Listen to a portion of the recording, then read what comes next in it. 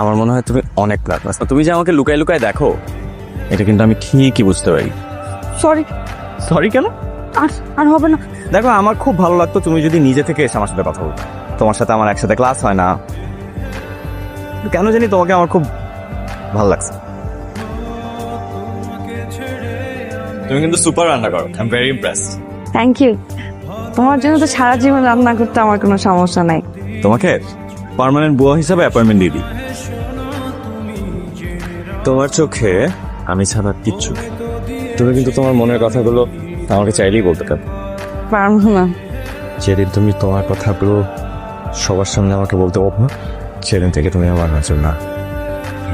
মনের সব কথাগুলা এই চিঠির মধ্যে লিখছি।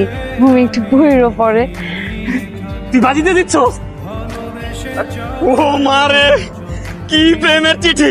এই রাত বাজিতে দিচ্ছে। তুই যে একটা জিনিস মামা, তোর আমার সেলুট। কলেজের এই বিশ্রী মেয়েটা এখন তোর প্রেমে হাবুডুবু খাইতেছে। আর তোরেও বলি, তুই কি পাগল? তোর এই চেহারা নিয়ে তুই রাজের সাথে আসছিস প্রেম করতে? আয়নায় তুই নিজের চেহারাটা দেখছো, আর আয়নাও তো তোরে দেখলে লজ্জা পাবে। তোর নাম যেমন খ্যাত, তুই নিজেও একটা খ্যাত। লজ্জা করে না? আবার আসছিস রাজের সাথে প্রেম করতে? হাট! একদম কাঁদবি না, একদম কাঁদবি না। যে কাউকে দিয়ে পাঠিয়ে দিল তো হতো। আপনি হইলেন আঙ্গু স্পেশাল কাস্টমার। খাবারের বিলটা কত এসেছে বলেন, আমি অফিস থেকে বলছি অনলাইনে ট্রান্সফার করে দিতে। 3000 with 50%. Okay sure. Oh, by the way, এটা আপনার জন্য। ওকে, থ্যাংক ইউ। কে আপনি এখানে? আপনাকে অ্যালার্ম দিয়ে আসতে হবে নাকি? না না, নট রিয়েলি, মানে একটা ফোন করে তো আসতে পারে।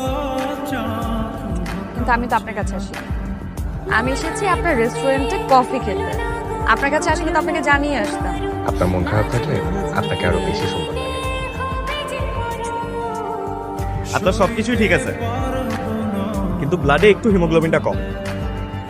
ওষুধটা আমি না দেই, রেফার ডক্টরের কাছে যান, উনি কি অবস্থা আপনার? আমরা এতদিন ধরে বলতেছি আপনি আসেন না। আর বান্ধবী ছাড়া কি রেস্টুরেন্টে আসা যায় না নাকি? এতদিন ধরে মানে কতদিন? উনি তো প্রতিদিন আমাদের অফিসে যেয়ে খাবার দিয়ে আসে। আরে না, কি আর করে মানে এখান থেকে আমরা রেমিনেশন কিনলে আসেন না, বসেন, কি খাবেন? আসেন। একটা নামান এইভাবেই তোলেন। ট্রেনে ফুরসত না, সেরকম কিছু না। দেখেন কেমন হয়েছে ছবিটা, একদম হুবহু আমার মতো এঁকেছে না?